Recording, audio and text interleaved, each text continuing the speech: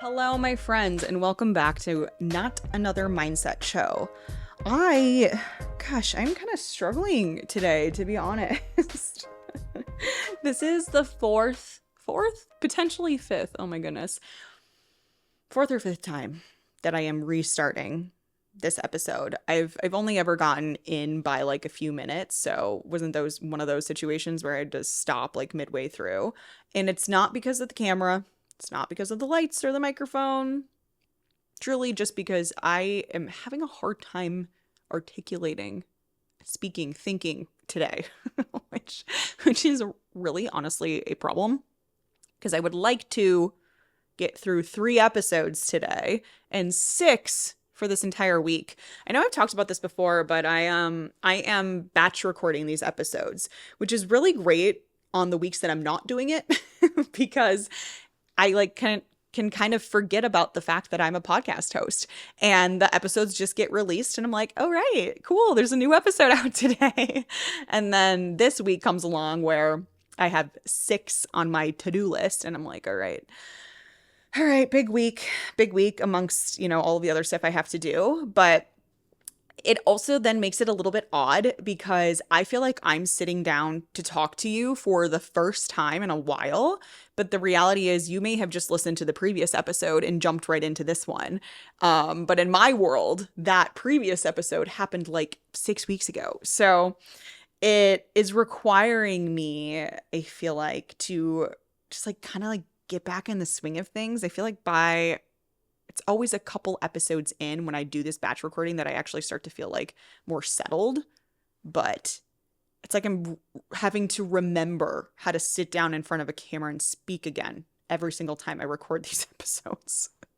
So I don't know what's up with that, but hopefully that just gets better over time. I mean, this is only episode 15, so give me a break. I have done a lot of podcasting in my life, but I've actually only done 15 solo episodes in my entire life. So I need to give myself a break here. I was going to say give me a break, but like really it's me. I need to give myself a break. Anyway, what we are talking about today is psychological flexibility. This is a concept that I have talked about sort of in passing in other episodes. So if it sounds familiar to you, there's a reason for that. And it kind of finds its way into a lot of different conversations in general, especially when we're talking about all or nothing thinking, also known as dichotomous thinking. There's an entire episode on that, by the way. So if you're like, ooh, I want to talk more about that, there is an episode on all or nothing thinking. So please give that a listen because we're not going to go into that much detail into all or nothing thinking and the science behind that in this episode specifically. But talking about flexible thinking or rigid thinking, it requires us to bring up the idea of dichotomous thinking because really the opposite of thinking flexibly is all or nothing thinking. It's that rigid dichotomous way of thinking that it's either this way or that way, and there isn't really any in between, right? If you're a health and fitness coach, which I know a lot of you are, it's a big part of my audience, you see this a lot with your clients. But today we are talking about flexible thinking for yourself, but also this could be very, very, very much so applied to your clients. In fact, it could also be applied to like your romantic relationships. And as you guys know, maybe you don't know if this is one of the first episodes that you're listening to, but as of now, I am single and dating, and it's been really fun to kind of chat about and bring in some like little stories here and there and how what I'm talking about from like a psychological perspective, a mindset perspective, which is usually when we're talking about behavior change in a health and fitness context or just goal pursuit context, but it also translates over into dating pretty seamlessly. So I'm sure we'll get into a little bit of that today too. But yeah, so being psychologically flexible essentially means that you are able to stay present into like in the moment to moment situations and be able to adapt to challenges in your life, which if you've been listening to any of the previous episodes or you've just learned from me in general, you're going to start thinking, it sounds a lot like a growth mindset. And there's definitely going to be some overlap and we're going to talk about that. To give a little bit more of a definition too, I actually pulled a quote from some researchers in this area, and they said that a healthy person is someone who can manage themselves in the uncertain, unpredictable world around them, where novelty and change are the norm rather than the exception. And I really liked this quote. And I know they're using the term healthy person, but they're saying healthy person in terms of psychological flexibility, right? So if you are psychologically healthy, you can navigate the world, even though it's uncertain, even though it's unpredictable. You can anticipate change and novelty and not feel like totally stuck in your ways. And if change comes about, if there's a wrench gets thrown in your system, you don't like throw everything out the door and don't know what to do, right? So that's what we're kind of talking about with psychological flexibility here. And there's a couple different avenues to talk about when we're talking about psychological flexibility. Some of that is that all or nothing way of thinking and having a better, just being able to better see the gray area between the black and the white, right? And see that there are more options than just this one or that one. So we're going to get into that. And I found online a blog. There was a mental health blog. See, stumbling over my words already. And this is my fourth take on this episode. I found a blog, a mental health blog, that walked through some main bullet points of like what to look for to understand if you are psychologically flexible or psychologically inflexible. And they had a bunch of different studies cited, and I really liked what the bullet points they pulled out. So what I would like to do is walk through those bullet points, but then I'm going to also add my own little flair, my own little spin, add my examples to those bullet points. So first, we're going to chat about psychological flexibility, and then we'll go through the list of components, elements, things that might make it clear that you have a more inflexible approach to thinking.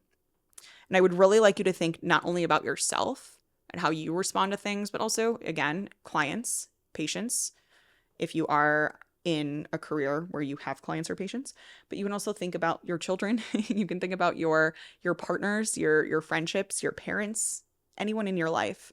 And also then how the category that maybe that person or you leans towards, how does that then have like a domino effect to other things in your life? So keep those things in mind as you listen and we walk through these together. So the first one of the psychological flexibility category is knowing what to focus on and what to let go of. Which, man, I feel like that could be its own episode. How to know what to focus on and when to know to let go of things. See, immediately I'm just like, this is, yeah, we could talk about dating. We could talk about running a business and having team members, any relationship ever, right? And I actually think that this is something I pride myself in and I'm actually very good at. And I can do a very, very good job at compartmentalizing and knowing where my energy and my attention really should go and where things are not worth my energy and attention. And without getting too much into like my mental health history and my upbringing, this was something that it actually used to swing too far in the direction of I was almost too good at this, right? Spending too much time in this place of, oh, that's not worth my time and energy. And what that ended up looking like is lacking empathy a lot of times for other people and just like not being able to wrap my head around the fact why someone would be so upset about something that seems so freaking trivial to me. And it would frustrate me that people were just giving away their time and their so much energy willy-nilly to all of these things when I'm like, these things are not worth your energy, you know? I have since become, we'll say, psychologically mature. And this was years ago that this was really, truly an issue that I uncovered for myself in therapy. And I've worked on a lot. It's honestly been like one of the main pieces of focus in my therapy adventures over the years. But I do think it's something that people could really stand to be able to do a little bit better at, is taking a moment to get into the present. And this is where the psychological flexibility definition comes in. Remember, it's like get in the present, be able to go with the flux and flow of the world and when situations change, etc. So being present and really thinking to yourself, what is most important for me in this moment? And is this thing that maybe is pulling my energy and my attention in this direction, is that really worth my time and energy? And getting really objective with it, which we'll talk about objectivity and how important that is. But that's something that you can do. And this is where I would just have you stop and think, like, do you feel like you're good at this already? Do you feel like the people in your life that maybe you've struggled to connect with or have had arguments with in the past, or like, was this part of that situation? Potentially, maybe, probably. Knowing what to focus on and knowing what to let go of. All right, bullet point number 2. Recognizing when our behaviors aren't helpful and changing them. See, I read some of these and I'm like, man, these are just like such heavy hitters. Like, really? Recognizing when our behaviors aren't helpful and changing them. Like, can you imagine what the world would be like if more people would just freaking do that? Oh, I'm realizing my behaviors in this moment are actually potentially harming other people or not moving me towards my goals or actually keeping me stuck. So I'm going to change it. Wow. A revelation, truly. So if you can do this, though, if you feel like this is something that you're good at, that is a hallmark of psychological flexibility. So obviously, this is so much easier said than done. But the more you can work on and the better you can get at recognizing when you yourself, hi, I'm the problem. It's the problem. It's me. What's freaking Taylor Swift, whatever. Like that's this bullet point. I'm the problem. It's me. And then actually taking the steps to change it. That, again, hallmark of psychological flexibility. And really, again, just kind of brings you back to that idea of being in the present moment. Because if you're not aware of the behaviors that you're doing and how they are potentially holding you back, potentially rubbing other people the wrong way, potentially keeping you stuck and sad and anxious or whatever, then you can't change them. So you need to be present with them in order to recognize it and then make some changes. And this is a process, right? And I just would love for you to think to yourself if this is something that you feel like you're good at. And if it's not, that is an area for improvement. And this is a good thing for you to recognize that. And now it's something you can focus on going forward. All right, the next one is seeing when we might be wrong and then changing our perspectives. Again, I'm just realizing right now, even walking through these with you guys, that if the world was more psychologically flexible, I literally try saying it 10 times fast. Like, it is truly a tongue twister. If the world was more psychologically flexible, the world would be a better place. And so many people, especially in the health and fitness industry, oh my gosh, could stand to do better. But instead, it just becomes, this is the way I've always thought, sort of like dogmatic approaches to things. So I'm going to dig my heels in, even if maybe there is clear evidence of this not being the case anymore. And this also makes me think a lot about Adam Grant. For those of you who are familiar with him and his research, is a great book called Think Again. And that's kind of the entire premise of the book, is being willing to change your mind, especially when you're presented with new information, different information, and being okay with changing your perspective and your belief systems. And what's really unfortunate is that I feel like a lot of times in society, people in general go out and bash other people who have changed their philosophies about life, changed the way that they see things, made different decisions than what they said that they wanted to do in the past. And the reality is, if that person learned something new, they got new information, they better understood something about themselves or just the concept at hand in general, and now they're seeing things differently and making different decisions and are telling you that their beliefs have shifted, that is that is like psychological maturity and flexibility at its finest. And we should actually be celebrating that instead of saying, oh, you said that you used to be this way or that way and you believed this thing or the other thing, and now you're saying something totally different.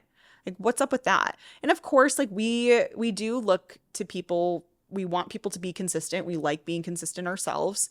So that can feel a little jarring, but especially if that person is coming out and saying like, hey, I've learned this about myself, or after going through therapy, or after spending a lot more time learning about this concept, I've actually changed my tune. Like, that is something to be celebrated. And it is a very, very good sign of psychological flexibility. So when we change our minds based on new information, that's really actually a good thing. And I would love for you to, again, think about people in your life and yourself and how often you're actually doing that.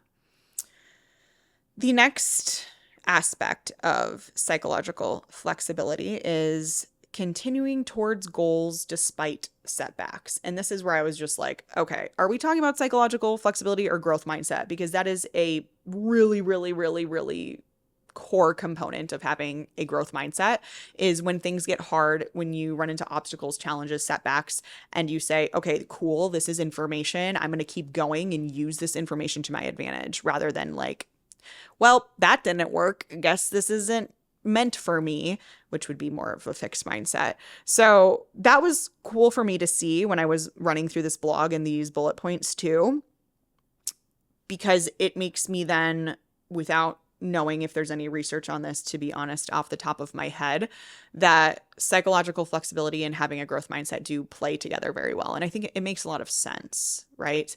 So I don't know, it's like a chicken or the egg phenomenon here. Did the growth mindset make you more psychologically flexible, or did the psychological flexibility create more of a growth mindset for you? Doesn't matter though, because either way, these are very good things to have. Next one, final one, finding creative ways to deal with challenges without compromising your values. I really liked this one because I think in general, always and forever, if you have a set of core values for yourself, maybe if you're a business owner for your business, maybe if you're the head of family, I mean, you don't have to be the head of the family. If you have a family, you could set core values for your family. And when you're making decisions or trying to better understand things in the world or whatever, work through something, you can reflect back on your personal values. Or again, if it's in your business, you can reflect back on the core values, and that can help guide your decision making. And that can be really helpful from a psychological flexibility perspective as well. So the other half of this statement was getting creative with challenges. Oh, and I really like this one because I honestly want to say so much of my success is actually due to this aspect, that being able, and it's very much also a growth mindset way of thinking too, leaning into challenges and almost seeking challenge, because you know that if you can take a hold of that challenge and find a way through it and use creative thinking in order to get to the other side of it, that you're going to learn so much, you're going to get better, your business is going to get better, you're going to make more money, you're going to have better relationships. You know, I even think like, again, I'm single. How many times can I say that in one episode? I'm single, but in previous relationships, I actually always very much looked forward to sitting down and having hard conversations. And I will always be that person, not to the point where I'm like looking to cause problems just for the sake of having hard conversations. But I love getting into the nitty-gritty with my partner and really trying to better understand what their perspective was, where they were coming from, what we can take from this maybe miscommunication, argument, whatever it was, and leverage that to be better going forward. And again, that's why I would sort of want to lean in and like actually enjoy these deep, not so fun conversations, because I knew on the other side of that was so much good. And that's on having a growth mindset for sure, but that's on also having a very flexible way of thinking, because you're willing to get creative with these problems rather than just see the problem as as a problem and nothing more, right? So, okay, I'm going to keep going on. You know, it's so funny. I map this out and I'm like, man, I'm going to blow through this episode in like 5 minutes. It never, ever, ever happens. Okay, so obviously, if everything that I just talked about were hallmarks of psychological flexibility, then the opposite of those things would mean psychological inflexibility, right? So I'm going to quickly run through, though, bullet points on psychological inflexibility just to really hammer it home. The first one is a refusal to change our behaviors or see what we are doing that is causing our lives to be difficult. Who do you know in your life, or maybe you can call yourself out with this one, that has a hard time accepting that the things that they're doing, the things that you are doing, are the reason that your life is so difficult? Ooh, that's even like kind of hard to say, because that is true for so many of us, right? And I'm trying to think of examples, and there's truly so many. Like where you are holding yourself back from seeing more success in your business, where you're holding yourself back from finding the perfect partner, where you're holding yourself back from having more meaningful connections. That's not fun to face, right? But if you're refusing to see yourself as the person who's potentially responsible for these difficult things in your life, then I'm sorry to say, my friend, but you may have some psychological inflexibility that needs to be addressed. Because having that flexibility means taking personal responsibility and understanding what role you play in even maybe the not so great things that have happened to you. And that's not me saying that everything is your fault. Please don't twist it that way. But instead, I'm just wondering, just curious, if you were to take a step back and go, what role do I play in my lack of success, my inability to find a soulmate, my seemingly inability to develop personal connections that I want, whatever. Just take some time to think about that one. Okay, next one. Using avoidance coping, aka putting your head in the sand instead of dealing with things. I think we can all take some fault for this one at some time in our lives, right? Because it's so much easier. Oh my gosh, it's so much easier to put your head in the sand instead of like having to face it. This fits very well with the previous bullet point that we just talked about. But a fixed mindset can definitely lead you to doing this. Ignorance can definitely be bliss until it's been 10 years and you look back and you're still in the exact same place. No longer very blissful, right? So instead of leaning into the ignorance is bliss, I'm just going to stick my head in the sand, I'm just going to look the other way. It would do you a lot of good to take a look at the situation and see what can be improved, what you can try differently, who you can reach out to, who you can hire, what program you can do. You know, I'm thinking of, there's so many resources available, and I know not everyone has the same resources available to them. I am understanding of that. But again, the world would just be a better place. I really do think so. But this is, again, sign of psychological inflexibility if you aren't able and truly refusing to look at these things and just put your head in the sand. Turn the other cheek? That's the phrase, right? Anywho, next bullet point. Overthinking and worrying instead of adapting.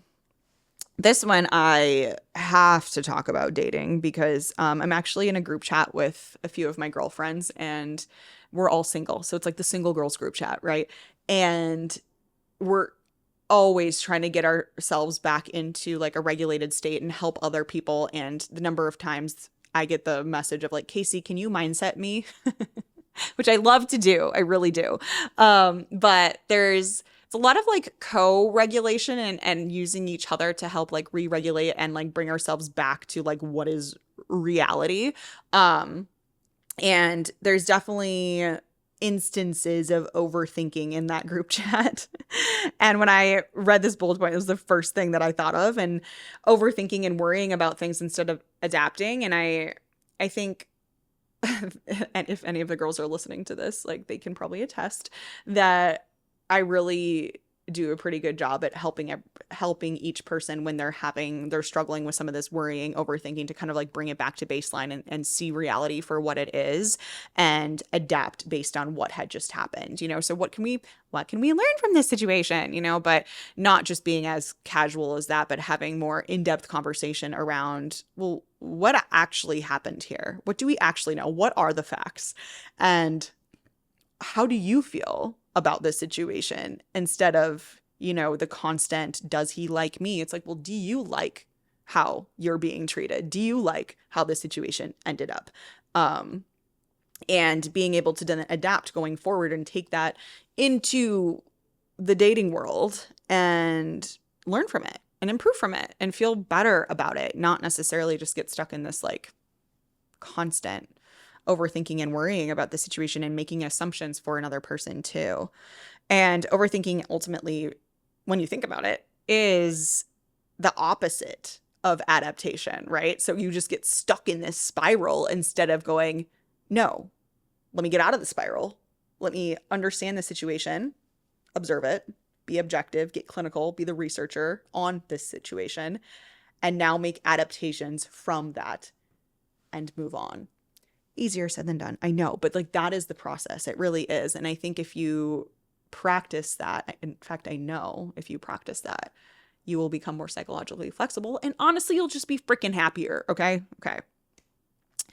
Sticking to ideas, even if we don't know we believe in them. Isn't that crazy that we do that sometimes? Humans do that. Like, I don't actually know that I truly believe in this, but like, that's my belief system. It's just been there forever. This is what I've been told forever. It's maybe passed down from my parents or whatever. And I'm just going to stick with it because that's what's there and that's what's comfortable. Yikes, man.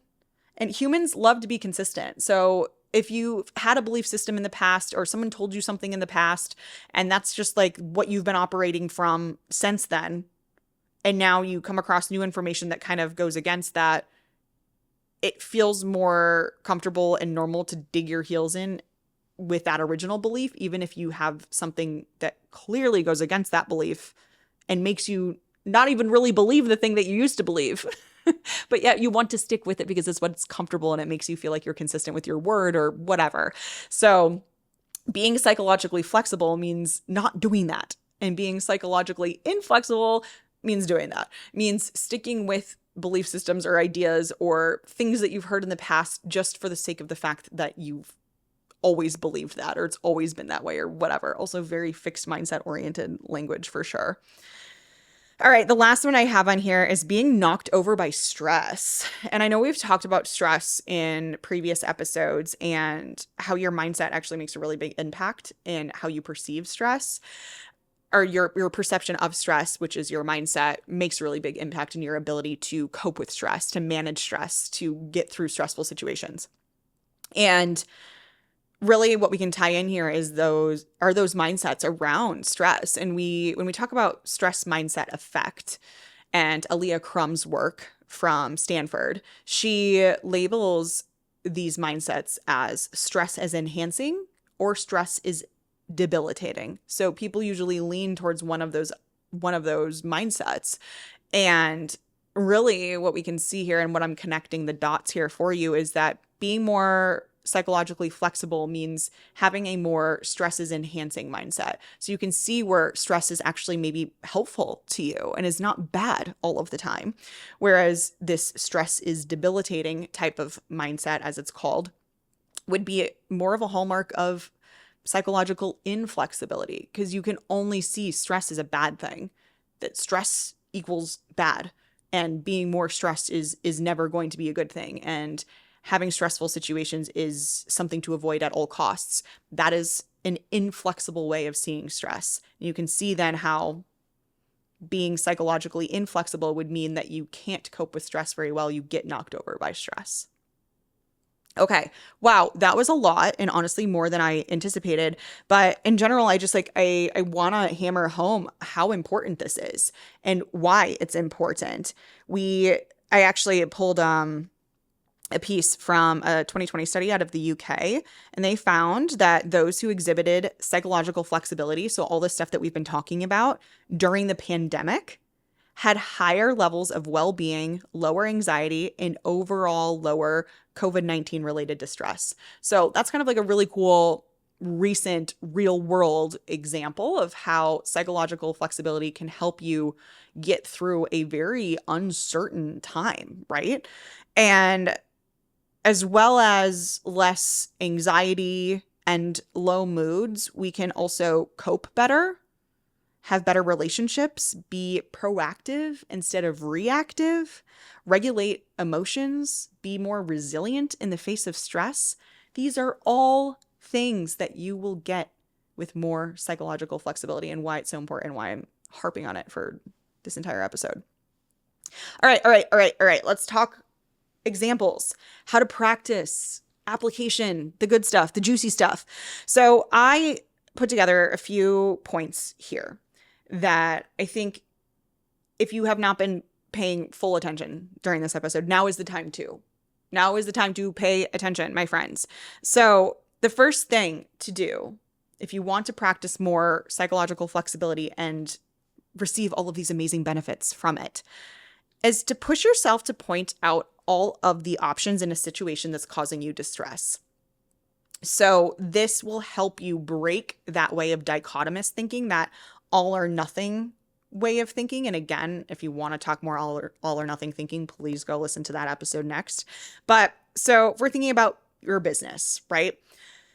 You have a slow month, and it can be really, really easy to immediately overthink and overworry and think it's all coming crashing down. And listen, honey, I've done it before more times than I would like to admit. In fact, freaking January of every single year, no matter how hard I try to remember that every January is this way, because I have a lot of really, really big expenses in January. And obviously we're starting off a new year, so I don't really have previous months technically to compare to because it's January, although that is a very inflexible way of thinking, Kasey, because technically you can still just look at December, November, October. Anyway, I'm always in the red in January because I make so many massive 6-month and year-long expenses, payments to contractors, things like that. And I'm the next couple months, I'm like, okay, things are going to get better, right? What if this is the year that everything fails? It's so stupid, but I really have to do a lot of mindset work around that. And it's gotten better over the years for sure. But that's just an example of needing to play out all the options and really think okay, well, what does this mean quarter to quarter or over the rest of the year? Or also remembering that at the end of the year in December, every single year, I'm where can I spend more freaking money? Because the rest, so much of it is going to taxes. Literally how, why? So I'm over here trying to spend more money. Where can I invest more to improve my business? Hopefully maybe bring my tax bill down a little bit. But then January rolls around and I'm pinching pennies. That makes no sense, right? So as you can, what I'm doing right now is working my way from an inflexible way of thinking to more flexible. So that's something that you can do. Even if you think about cranky remarks from your kids, your significant others, your mom, whatever, what else is going on in her life that day? If we're talking about your mom, what else is maybe causing that person to react in that way? Instead of you just immediately reacting negatively to them because they said something negative to you, take a second. Turn on that psychological flexibility, flex it for a second, flex the flexibility, and think, what are the other options here? What else could potentially be going on here besides them just deciding they want to be mean to me today, right? There's other things. And yes, that person, obviously, they could probably stand to do some of their own psychological flexibility work too, but you are responsible for your reactions, period. End of story. Doesn't matter what that person did, right? Obviously, oh my gosh, things with dating, right? When you don't get a text back, the whole texting thing just drives me up a wall, honestly, in general. I would love if we could just like go back to the old school. Hey, I am not going to talk to you all day, but I will call you tonight. Like that would be honestly my preference. Anyway, we don't need to talk about my dating preferences, but we end up doing that anyway. But with that, if you're not getting a text back, you're not hearing back in a timely manner from someone that you're interested in, and it can be so easy to immediately spiral and just think, oh, well, I must have done something that made them not like me, or something happened here that like now I'm pushing them away or whatever, when that's the inflexible way of thinking. And instead, we can move towards more flexibility. Maybe they're just busy. Maybe they're like me and they would prefer not to just like chit chat and text all day long and have more meaningful conversations when it makes sense. And there's just a lot more to that. Obviously, if like patterns and stuff start to arise, then you can have a conversation with that person. But especially when it's the early stages of dating, and I'm not a relationship coach, I'm not a dating coach, so let's please not get that confused.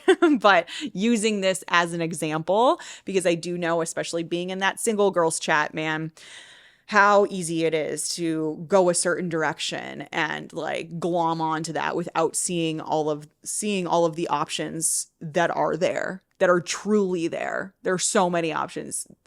Dude could have gotten a car accident that day. He may have had to flee the country because he's not who he says he was. Like, you can go a lot of different directions and actually get like pretty silly with it. And that actually might help you too. Inserting humor is always a good thing. Okay, that was the first one. How to practice is just like laying out all of the different options that could be available in a situation rather than just like glomming on, likely over worrying, overthinking in one direction and making assumptions. The next one is to be present, but don't get consumed. And presence is obviously extremely important for so many reasons, and being more mindful in situations, bringing yourself back down to reality. What is in front of you? Not what could be, what happened in the past, what is potentially going to happen in the future. No. Here. Aquí. Aquí ahora. I am taking Spanish lessons, so thanks for letting me practice just now. But keeping in mind that you are not your thoughts. Your thoughts are just thoughts. Sensations are just sensations. You can notice them, name them, be aware of them in the situation, but don't let them consume you. This is something that we see a lot again in acceptance commitment therapy. The concept that is termed for this is diffusion, not like DIFF, like DEFUSION. Sign me up for the spelling bee. Diffusion. So you're like diffusing instead of being fused is the way to kind of think about it. If you're being like fused to your thoughts and you're seeing them as like, my thoughts are me, then you start feeling a type of way. You have a certain emotional response that then leads to certain behaviors and actions. Whereas it can just be, oh, I'm having this thought. And something I see people do a lot is labeling themselves as certain things, like when you're talking about anxiety and stress, it's my stress, my anxiety. No. You are you, and you often experience stress. Sometimes you get anxious. It is not something that you want to adopt for yourself. It is not my anxiety, my stress. Don't do that to yourself, because that's not the case. Those are separate things. Anxious feelings, stressed out feelings, and you. Two different things. So the more you can be present and recognize things, name them, understand them, great. Just don't get all consumed by it, and understand where you can detach. That detachment is huge. It's huge. And the last thing I'll say, last point for practicing psychological flexibility that works really well with what we were just talking about, is getting objective. What the heck is actually happening? Oh my God. This is, speaking of conversations in the single girls group chat and just like with my friends that are also dating and having to play, mindset doctor a lot of the time in these situations. This is something that I am constantly saying. Like, what do you know for sure? What are the facts that we actually have? What is the information that we have to make decisions off of in this moment? And it is never, ever, ever, ever the things that are causing the anxiety and the worry. The things that are causing the anxiety and the worry usually are not the actual facts of the situation. So the more you can get objective and really take that researcher type of lens, like, oh, let's gather the data and only allow ourselves to make decisions and have certain thoughts and emotions, obviously, again, easier said than done, but based on those facts and that data. It's really hard for me not to say data as a plural word because, fun fact, it actually is. So I really want to say these data, but it sounds funny to the layperson. So I say it incorrectly on purpose, but then it messes with me. It just messes with me. So I try to say things like numbers instead of data. Anyway. So get more objective. Remember that the word data is actually plural. Practice your Spanish. And that's all I have for you guys today. I really do hope you enjoyed this episode on psychological flexibility. Would love to hear from you. Shoot me a DM. Leave a review. If you leave a review, we're giving stuff away every single month. You have to leave a review and then screenshot your review and throw it into the link. There's a link in the show notes that goes to a form.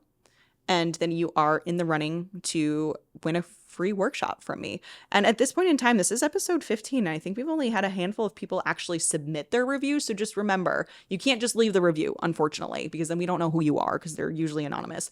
You do have to put it into that form in order to win. But that is really, truly all I have for you guys today. Thank you so much for tuning in, for listening, for all of your support. It's been so fun to chat with you in my DMs when you find an episode really hits for you or something that I've said really resonated. Like, I want to hear those things. So please, please, please do reach out, and I will see you next time.